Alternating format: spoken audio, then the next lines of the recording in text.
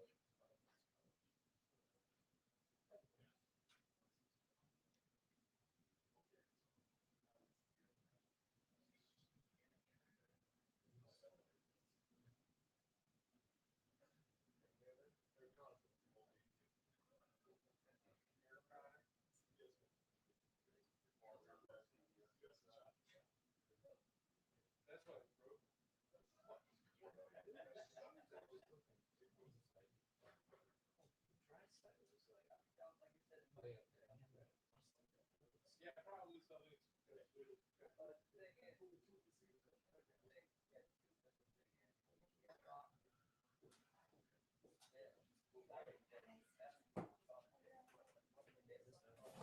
Yeah, I think that thing that you get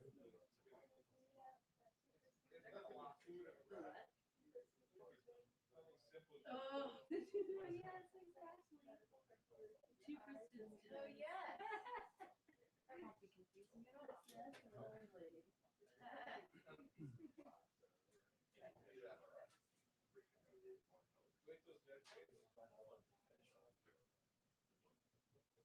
that day.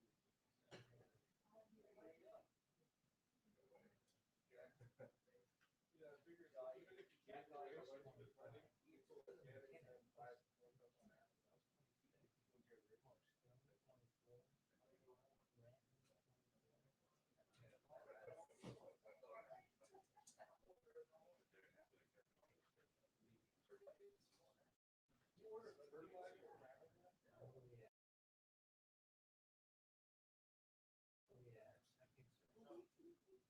People are getting chilly.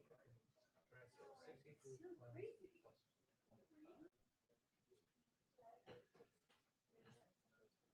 Yeah.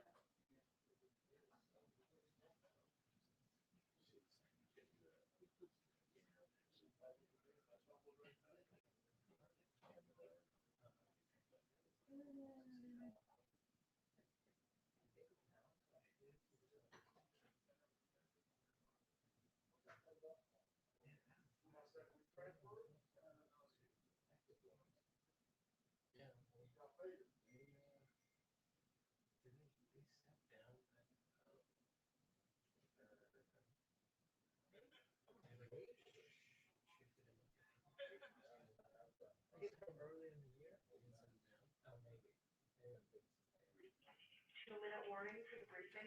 2-minute warning for the briefing. Thank you.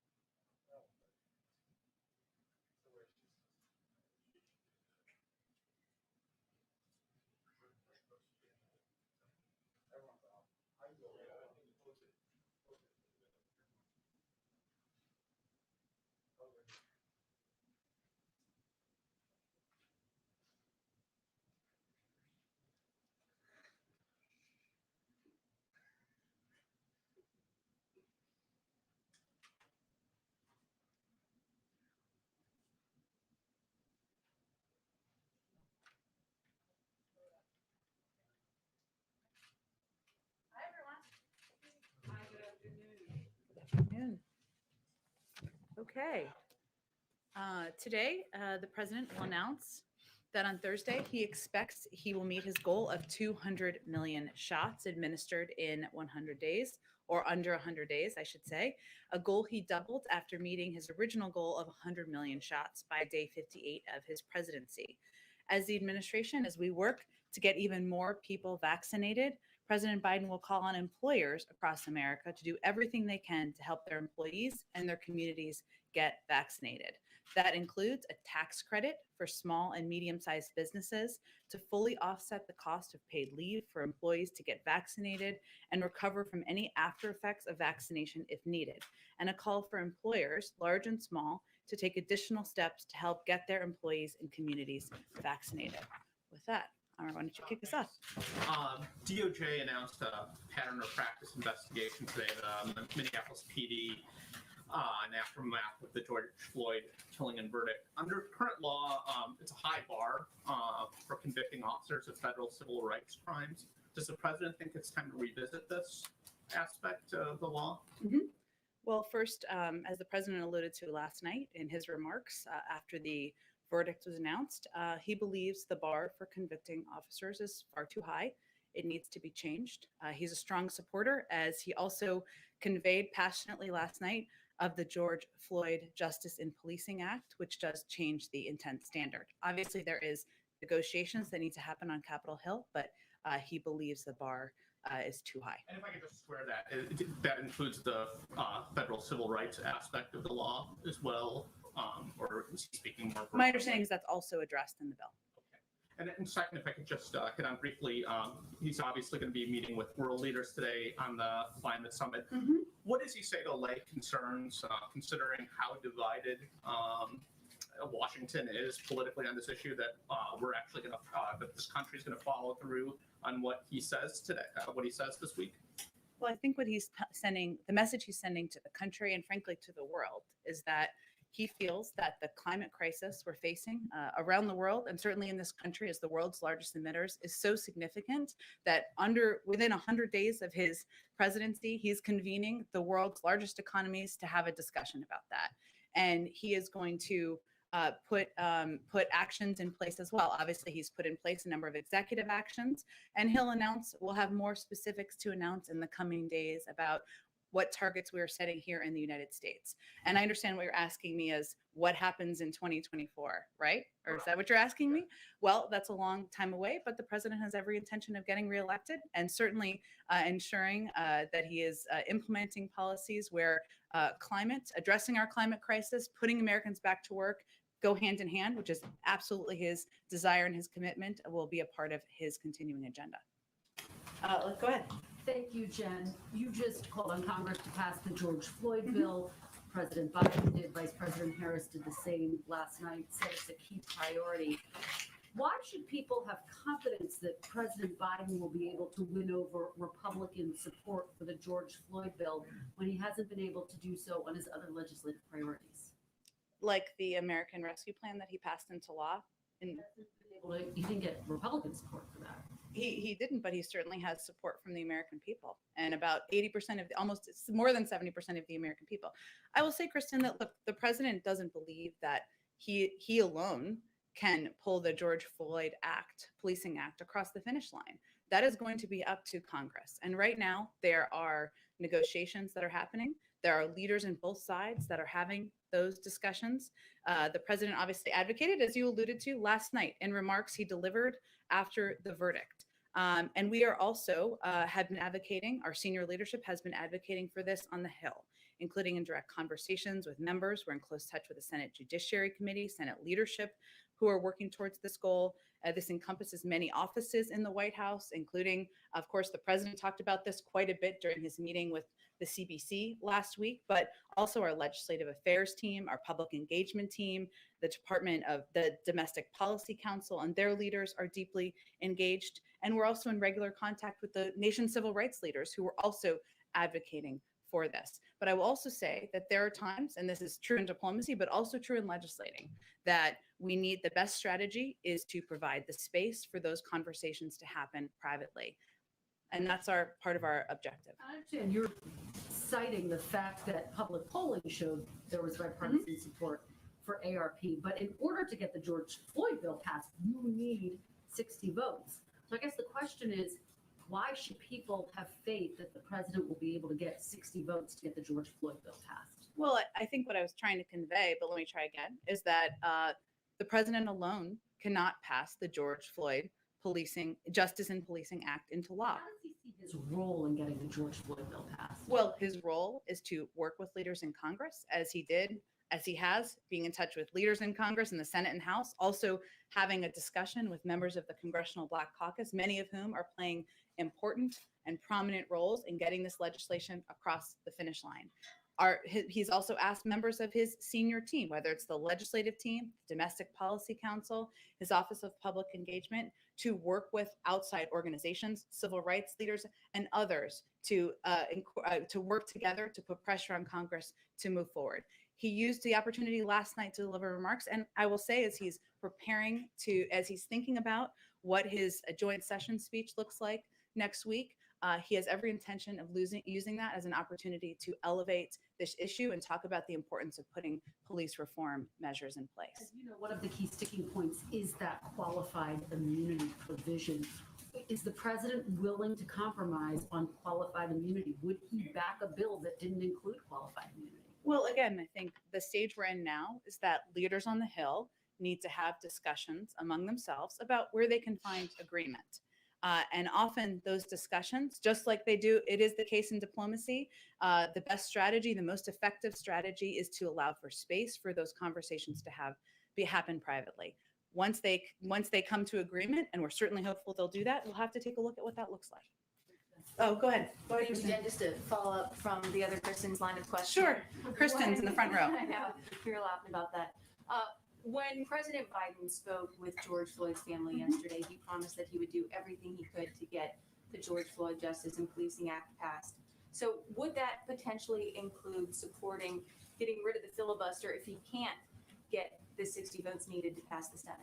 The president's view remains the same, which is that he believes there should be support from Democrats and Republicans to put in place common sense, long overdue measures to reform our police and justice system. And he believes rebuilding trust among communities is something that Democrats and Republicans should support. There are conversations that are happening now that involve Democrats and Republicans, and he wants to leave the space for that. So he doesn't believe that having a discussion about the filibuster is constructive to that at this point. Okay, and 2 questions on immigration. Is President Biden potentially open to doing immigration reform through reconciliation? Well, this is another area where the president looks both at history and past history and also recent history, and sees that there has been bipartisan support. There is bipartisan support, for example, on the Dreamers and moving forward there. And he believes that modernizing our immigration system and putting in measures in place to address that is something that should warrant bipartisan support. So his view is that right now, this should not be, that the conversation should not be about a reconciliation process. It should be about moving forward in a bipartisan manner. And so, I mean, these members of the Congressional Hispanic Caucus that President Biden met with yesterday, they said that we need to find any other form and avenue to achieve as much as we can, and that can include reconciliation. So I guess, can you at least confirm that that did indeed come up during their meeting That yesterday? members of Congress raised this issue? No, they were saying that President Biden raised this issue and that he at least expressed some degree of support for it. Well, I guess I can articulate what the president's point of view is, and certainly what his intention of conveying in any private meeting was, which is that he believes there should be bipartisan support. Of course, members are going to propose a range of mechanics for moving things forward, but his view is that the conversation right now should not be focused on reconciliation, should be focused on finding a bipartisan path forward. Go ahead. Thanks, Jen. You mentioned Republicans and Democrats negotiating this on Capitol Hill. Is it Immigration I'm or? so sorry, immigration's on my mind. No, it's okay. I just wanted to make sure I was answering the right question. No, on the George Floyd Act, or this issue of police reform. Does this White House see this as the George Floyd Act all or nothing? Is there room for Republican proposals like the one from Senator Tim Scott? Of course, this is going to be a discussion, and a lot of the conversations right now, as you know, from covering this, are happening between Democrats like Senator Cory Booker and like Senator Tim Scott, and they're going to have to decide where they can find agreement moving forward. Ultimately, the president believes, as he conveyed quite passionately last night, that we need to put in place police reform measures. They're long overdue, and certainly the events of the last few weeks elevate this as an issue we should be adapting, or not adapting to, we should be addressing as a society. So we know that democracy in action means there are negotiations, there's compromise. We'll see what that looks like. But our objective here is to stay in close touch through senior members of our White House team, through the president himself, to be helpful and constructive and give feedback as needed, but also to leave space for those conversations to happen. You mentioned the negotiations on the Hill as a separate entity from this White House. Could you just elaborate on what you just said, the president's involvement and senior staff's involvement? We've seen the president get involved in negotiations on infrastructure, on COVID relief. Will he get involved in something like police reform? He had a high-level conversation with members of the Congressional Black Caucus just last week. And this was a prominent part, an important part of that conversation. And I wasn't intending to send, so I appreciate you asking. I wasn't intending to convey that it was separate. It's not separate, but there are conversations that are happening between Democrats and Republicans on Capitol Hill. We are staying abreast of those. We are certainly engaged with a number of those members at a range of levels in this White House, including at the president's level, but also from leaders in the legislative team, from leaders of his Office of Public Engagement, and from leaders of the Domestic Policy Council. Does the president have a deadline by which he would like to see this on his desk, given where this falls in the national discourse right now, and the importance and the potential for losing the momentum that exists? Well, I think the president certainly sees this moment as an opportunity to redouble everyone's efforts in getting this legislation passed and move forward. But he also recognizes, having served 36 years in the Senate, that you can't rush negotiations between Democrats and Republicans. He's eager to have something on his desk, but we're not here to set a deadline at this point in time. Go ahead. Thanks, Jen.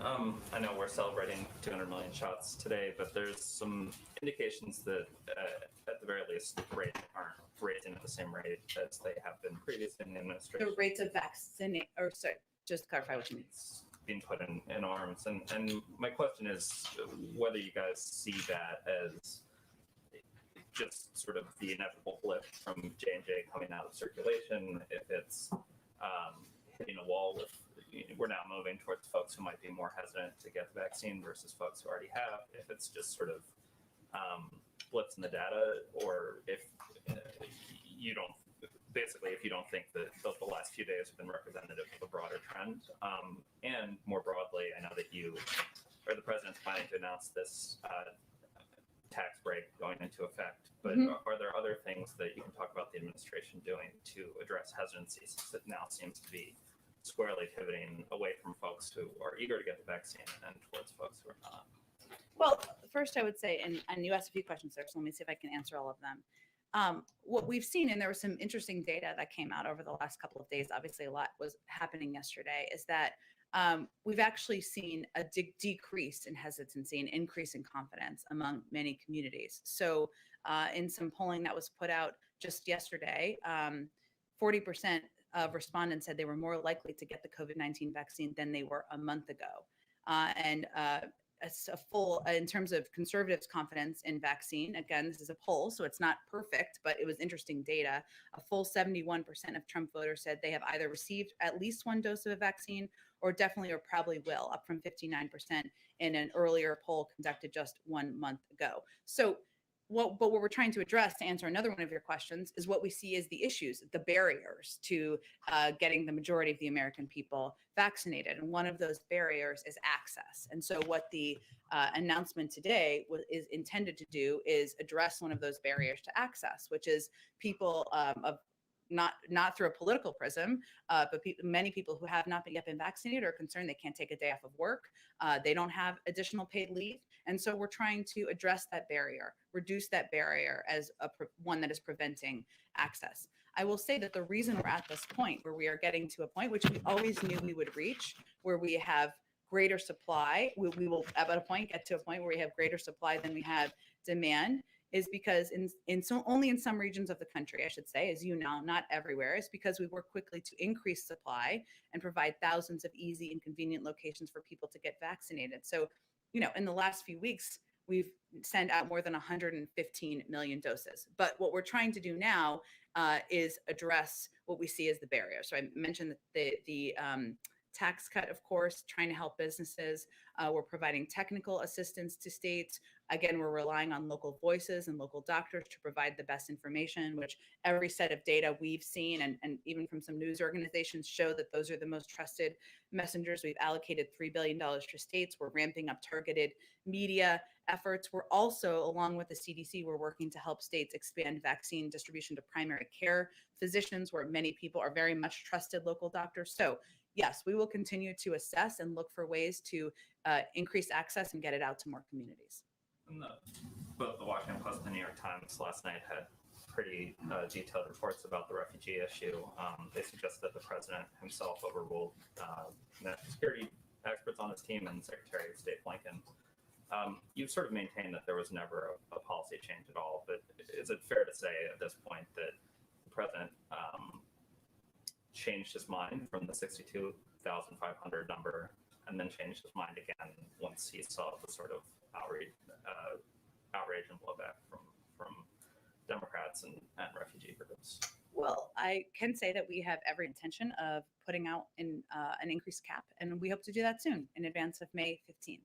I'm obviously not going to get into private conversations between the president and members of his national security team, but I will say that one of the things that has been on the president's mind that I think was covered in a number of those stories are the challenges and the challenges to our resources. And we've talked about this a little bit. So one of those is refugee processing in a big global system. And there were muscles that have been atrophied over the last few years. It's not just the federal government. It is also a lot of important organizations around the world that help address this. And his concern was in part, is that system prepared? Now, by setting a larger cap, which we have every intention of doing, we are sending a message: get your muscles back in action so that we can welcome more refugees and continue to strive toward the goal that he has always maintained of 125,000 refugees for next year. Our policy has not changed on that front. We've always wanted to reach 125. It's just a matter of what we think we can get to this year. The State Department is in charge of processing refugees. Mhm. If the Secretary of State is encouraging the president to sign the paperwork to raise the cap, that would suggest that he feels that the State Department, despite whatever apathy may have happened, could have raised that limit, and that the president, because of perhaps, worries about if HHS could support the refugees when they got there, perhaps because of political calculations, overruled the Secretary of State. And so I'm asking if you can explain why, if the State Department says that they can do this, the president didn't think that they could. Well, first of all, it's setting a cap, right? It doesn't answer the question of whether we can reach that. This is an important point of whether we can reach that point. To get into this, right? Because there's no reason that the president couldn't have done what he said he was going to do, raise the cap to 62,500. And then if the State Department or HHS determined that they couldn't, process the refugees, just not hit that number. As you said yesterday or 2 days ago, that happens all the time. So Sure. this just sort of And he has underscores every intention of raising the cap. The Friday announcement was not about the top level of the cap. And I think that's an important thing for people to understand. But I'd also say, as you two in your question, the State Department, yes, they do the they do the vetting, which is an important part of the process and can take months. And there are a low number of refugees that are currently through a security vetting process, despite numbers that have been put out there and in reporting, which are inaccurate. There's a low number. What'd you say? It's not hundreds of people that have already been approved by the State Department. I think the reports are something like 700 people have had to cancel flights because of. And the flights have resumed. The flights have resumed as of Friday. But there's also another component of this because it's an interagency process that addresses refugees resettlement, right? ORR, the Office of Refugee Resettlement, which is not a part of the State Department, has a component of this as well. It's a part of HHS. The president looks at all of the government, all of our resources available, what he thinks the capacity is, but he also is looking for assessments from the interagency team on what's possible. That's what his questions were. Hence, we'll have more to say when we have a conclusion on that. I think we're talking past each other, so I'll just ask once more and then we can Okay. move on if you don't want to. But the question is whether the president changed his policy on the 6,500. And if on Friday you intended it to be 15,000 and then changed the decision after the outcry? Well, his policy was on Friday, was months before, continues to be to reach 125,000 refugees in next fiscal year. 60.5 was a down payment. It will be slower this year than it will be next year. The president wants an assessment of how far we can get. That's what he's looking for. The State Department has a component of that. HHS is a component of that. We're going to look at all of that. And the refugee cap, and the point I've been trying to make, which I know you don't love, but that's okay, but to others, is that the cap is something that is not typically reached. We wanted to send a clear message. We are a country that is welcoming refugees. We recognize that that is not the message that was sent. And so we reassessed, but it's not a change in policy. It's just making sure we're sending a clear message to the world about who we are. America's back. We're welcoming refugees. We need to get our muscles back working again, and we'll have an updated cap hopefully soon. Go ahead, Trevor. To the point about kind of getting the muscles back to where Yeah. they need to be, we're curious just about what capacity does exist right now for the government. And when you talk about the Office of Refugee Resettlement, is one of the issues that some of the employees there have been transferred over to dealing with some of the asylum issues? Is that one potential issue there? Well, one of the issues the president wanted an assessment of whether they could do both, right? There are components that exist in different agencies of government, right? But whether they could do both, whether there was enough funding to do both, there has been funding transferred from other components of HHS to help address the unaccompanied children of refugee resettlement during the last administration. And there were only a couple thousand, low number of thousand refugees who were welcomed in during the last fiscal year. So it's not just government, it's also external organizations who play a vital role. And certainly, and this is one of the points I think maybe we weren't in agreement, but I think you were getting to, or what I was trying to get to, is that it's also these high caps, the 125 cap is sending a message to the world. We're going to do this, work with us on this, work with us on vetting, work with us on resettling and assistance that's needed. There are legal requirements and funding requirements that we need to help refugees when they come into the country from ORR. There's funding requirements for that, but we also acknowledge a lot of the funding comes from outside organizations. That needs to be prepared as well. There's one other factor we haven't talked about, but is an interesting one, I think, is there are some limitations that have come about because of COVID, because sometimes, typically in the past, people have traveled to do some of these vetting interviews and expedite moving refugees through processing. Also, people coming into embassies around the world, that's an additional challenge. We were looking at an assessment of all of these items. And do you have a number just of how many refugee officers have been transferred over to dealing with asylum or unaccompanied minor issues? Transferred over from UACs or transferred over? Work in the Office of Refugee Resettlement as officers, but now they're working primarily on unaccompanied children. We have some funding numbers. I don't think I have staff numbers in front of me. I'd certainly send you to them, but we can check if there's more specifics. And then are there outstanding security concerns around the refugee resettlement program that are being addressed as part of this review that you're doing? Well, there's a fairly stringent vetting process that takes place, and that can take months and months. It really depends. There have been some limitations and delays, frankly, because of COVID, which has happened in other areas as well. I'm not saying that's the totality, but that is certainly a factor. But that can certainly take some time. So that's had an impact as well. Okay. But not new security issues, if that was what you were asking. Thank you. And then just on policing, just quickly, just curious, we were talking about the DOJ announcement this morning. Is there any White House reaction on that decision to start that investigation? And has there been any other outreach that you've done to police groups or to civil rights groups since the Floyd verdict as you move forward on that? Sure. Well, let me first say that during the campaign, the president pledged to appoint DOJ leadership that would prioritize pattern or practice investigations. And so last week, obviously we didn't know the outcome, right, of the verdict, but just to give a little history here, last week, the Attorney General reversed a Trump administration memo that limited the use of consent decrees with respect to investigation of police departments. And obviously, while we didn't know what the announcement would be today, the announcement today of this new investigation into policing policies in Minnesota, there's kind of a direct pattern right there of what the president was advocating for, who he nominated, the overturning of the memo just last week. Go ahead. Hi, Jen. One on vaccines, one on Russia. Sure.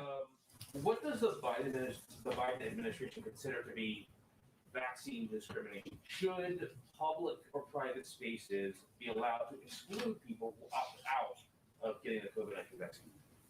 I don't think those are standards we're setting from here. Obviously, private sector businesses and entities are going to set their own standards. But you mentioned earlier you'd be releasing guidance on the privacy rights people can expect when it comes to a vaccination with I'm COVID-19. not sure. Are you referring to like an FAQ related to vaccine passports or something? Part of that, yeah. Okay. Well, I think just to be clear on the vaccine passport issue, what we also made clear is that that's not something that is going to be conducted, reviewed, or overseen by the federal government. On Russia, today in his annual address, Russian President Vladimir Putin warned against foreign intervention in Ukraine, where there is a troop buildup reported in parts of Crimea, and hundreds of protesters supporting Alexei Navalny have been arrested. Is there evidence that the White House sees that U.S. sanctions against Russia are working? Well, first, our sanctions were put in place, and many of them done in coordination with our European partners and allies, because our strong view and the view of the global community is that there should be consequences for actions. We have never expected, nor have we projected, that one set of sanctions or any individual set of sanctions is going to immediately change behavior. But it is sending a clear message that behavior is unacceptable and it can't continue. I would also remind you that our consequences, as we've long said, many are seen, sanctions, and some are unseen, and we don't speak about more specifically. Go ahead. Thank you very much. Two more foreign ones. Today, Australia announced the Australian federal government announced it was revoking a deal by one of the states to do a Belt and Road initiative with China. The Chinese are not happy. Has the administration talked specifically with Australia about that deal? And more generally, is the administration talking with its allies and partners around the world about the BRI and generally trying to get partners to push back against that? I think the State Department would be the most likely entity within government to give any readout of conversations with the Australians. Obviously, economic partnerships, relationships, how we can work together as a global community and in a coordinated fashion as it relates to China is part of nearly every discussion the president has with a European partner or a country in the region. Specifically the Belt and Road Initiative, which obviously has been painted by some as this kind of, very clever soft power / lone shark scheme taking over large parts of the world. But what's the US? Well, what about it is your question? Well, I mean, given that Australia today pushed back against this very specifically, I was just wondering if the US is in having actual, direct talks with partners about, we've got to do something about this BRI. I can check and see if there's anything more specific. Okay, and the other one is the president of Belarus and Putin as well today, both are touting this supposed plan by the US to try to assassinate Lukashenko of Belarus. I can confirm there's no basis in fact there. Go ahead. I just want to bring it back to policing. Sure. On a call with George Floyd's family and the family's attorney after the verdict yesterday, the family's attorney said, quote, hopefully this is the momentum for the George Floyd Justice and Policing Act to get passed and have you sign. The president's response was, you got it, pal, that and a lot more. Not just that, but a lot more. So in your estimation, is that the president promising to the Floyd family that he will get a policing bill passed? I think he's promising to the Floyd family that he will use the power of his presidency, the bully pulpit, as he intends to do during this joint address next week, the role of senior leaders in his government to help push the George Floyd Justice and Policing Act forward. How far is he willing to push for it? I'm not sure what that means. I mean, how far is he willing to push to get something done? In what way? You just talked about giving people in Congress, lawmakers, breathing room to talk and negotiate. But how far is he willing to get Democrats in line? Is he willing to keep just pushing for this? Is it a huge priority? Like, can you prioritize or give me a sense of his priorities in terms of getting this done? Well, I would point you to the fact that one, the president gave a passionate call last night for the importance of moving forward in this moment with the George Floyd Justice and Policing Act.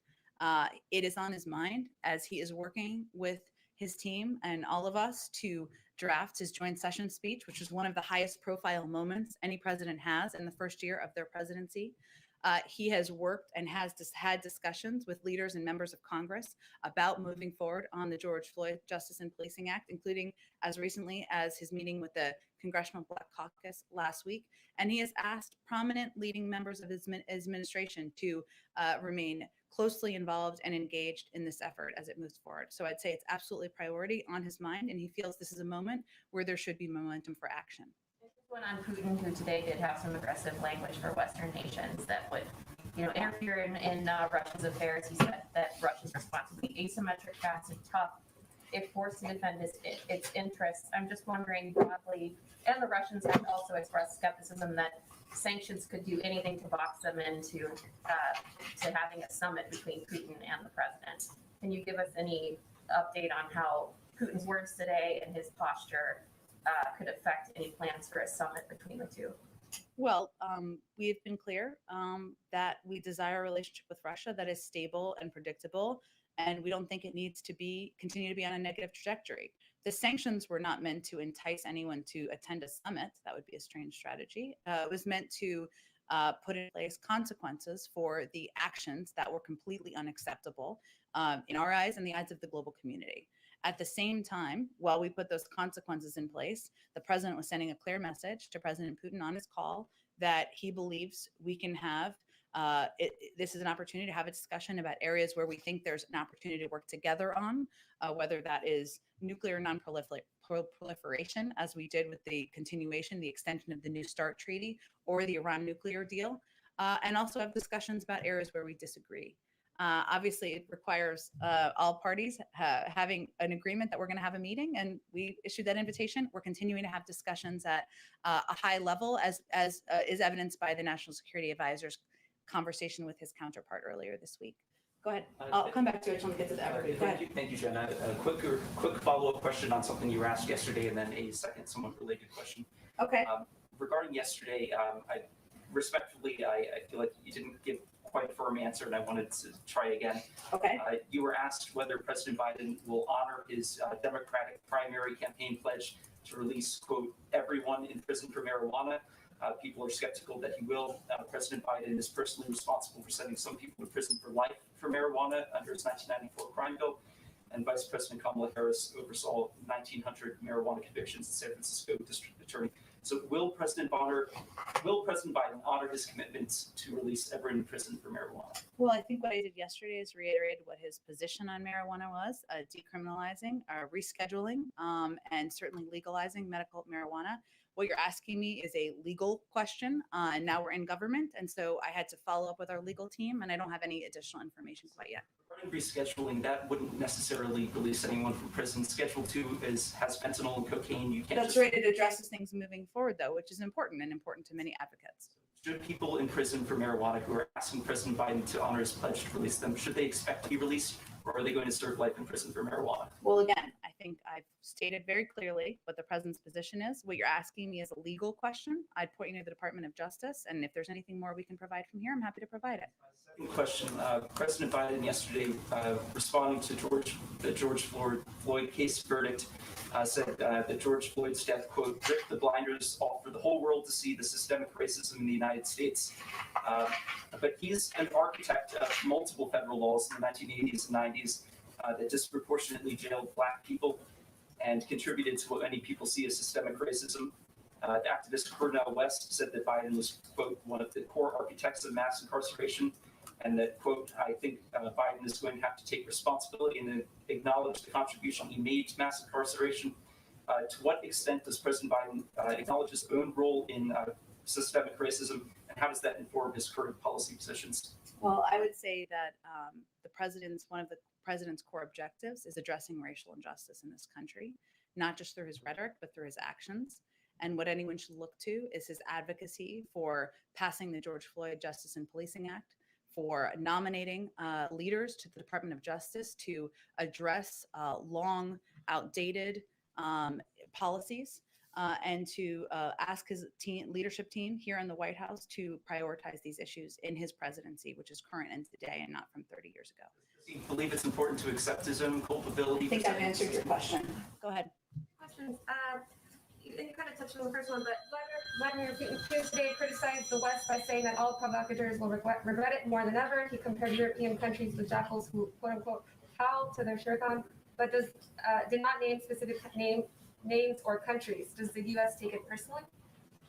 I don't think we take anything President Putin says personally. We have tough skin. And then the second question is on February 2nd, this is to immigration. Biden signed an executive order calling for the CDC and Homeland Security to review Title 42. I was wondering if there's any update on that review. Title 42 is still in place because we are still in the midst of fighting a global pandemic. So I don't have any predictions of when that will change. Go ahead. Hi, Jen. Taylor Poplars with Spectrum News. Three quick questions. I'll make them quick. First, has the president been briefed on 16-year-old Micaiah Bryant being shot and killed by police in Columbus, Ohio yesterday? It happened moments before the Chauvin verdict came out. Yes. I said to you yes, and let me just say, since you gave me the opportunity, the killing of 16-year-old Micaiah Bryant by the Columbus police is tragic. She was a child. We're thinking of her friends and family and the communities that are hurting and grieving her loss.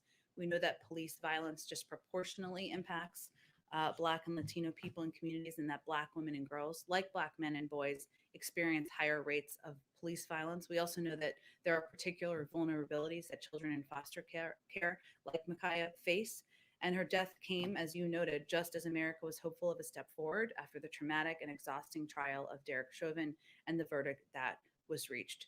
So our focus is on working to address systemic racism and implicit bias head on, and of course to passing laws and legislation that will put much needed reforms into place at police departments around the country. Has the president been briefed on it? Yes. Okay. And then also in Ohio, the family of Tamir Rice, the 12-year-old Cleveland boy who was killed by police in 2014, they've asked the Justice Department to reopen his case. Does the president support that? I would point you to the Department of Justice. It's their decision. And then lastly, a climate-related question. There have been several lawmakers from Ohio and other states who have called for the U.S. Postal Service vehicle contract to be paused with Oshkosh Defense. The lawmakers are alleging that there was maybe inappropriate political dealing with it, but also that it may not meet up to the president's executive order on electrifying the fleet.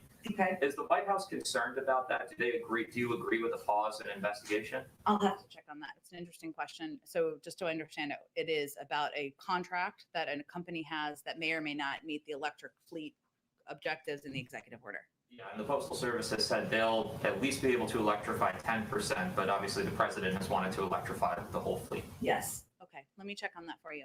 Go ahead. Thanks, Jen. I've got one on anti-AAPI discrimination, and I'd like to circle back on a vaccine question from last week. Let's start with the vaccines. A number of lawmakers, Democratic lawmakers in foreign countries, have asked the president to waive vaccine patents to surge production. What possible reason could the president have for not doing this, given that a number of organizations like Doctors Without Borders and Oxfam have said that this would be integral to the global fight against coronavirus, outside of protecting the financial interests of these pharmaceutical companies, or maybe maintaining leverage over production of the vaccine entirely? Is there any reason why you wouldn't do this? Well, I think our USTR ambassador gave some remarks related to this just last weekend, and I'd certainly point you to those. And we're certainly looking at a range of options to help address the global pandemic, but I don't have anything more from here. And then on anti-AAPI hate, well, the president directs Ms. Moritsugu to investigate claims of discrimination from that community in the college admissions process. The executive orders he took in March, or he signed in March, notably didn't address this. And then the DOJ actually dropped a federal lawsuit, supporting that claim in February. Well, it's her first week on the job. She just started, and she, as we've talked about a bit in here, will have a role both on policy, personnel, and outreach, and certainly have a seat at the table. I believe there's still ongoing litigation on this specific case, so I wouldn't expect that would be something that a White House official would weigh into while there's a DOJ ongoing consideration or ongoing litigation. Is that why that issue was absent from the slate of executive actions that the president took? If there's ongoing litigation, that's typically a factor, but I'm happy to check with you if there's anything additional on this issue. Go in the back. Thanks, Jen. Three foreign policy questions. On Yemen first. President Biden's envoy to Yemen, Tim King, just testified in Congress just now, and he said that he doesn't believe that Iran is helpful in ending the crisis in Yemen, which he considered a top priority in his administration. Is this a topic that you guys going to raise in Vienna to your partners, European partners? I believe that the conversations in Vienna, which are ongoing, as you know, are focused primarily on the nuclear file and how we can get to a point of having compliance, meeting compliance obligations, I should say, on all sides. So there are a lot of channels we work through, but my expectation is that those will focus on that specific issue. Talking about Vienna, Western diplomats indicating that the negotiation seems to be going through successfully, going halfway through, as they say, and they believe that maybe you need 2 more rounds to reach some kind of agreement. Is this your understanding? And what kind of agreement? Is it just to go back to the agreement itself? I mean, the previous one in 2015? Well, I can say that for the past few weeks, the U.S. delegation led by Special Envoy Rob Malley has been exploring concrete approaches concerning the steps both Iran and the United States would need to take to return to the mutual compliance. And while the discussions have been thorough and thoughtful, if indirect, and we've shared some ideas, we still expect there to be a path forward. So I don't think we're in a position to set ambitious goals like a conclusion in 2 weeks at this point. And finally, former Secretary of State Mike Pompeo just held a press conference with the Republican study group at Capitol Hill, and he basically wants to introduce a legislation called Maximum Pressure Act. Does this complicate your efforts now? Do you see it as an interference? Do you see it as helping you and putting pressure on Iran to come back to the negotiation table? How do you see it?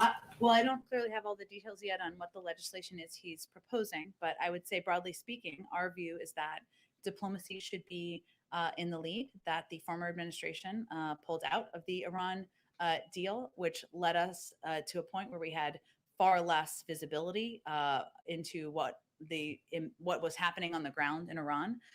It certainly did not make us safer. And so I don't know what's in his legislation, but I think it's safe to say we have a very different approach.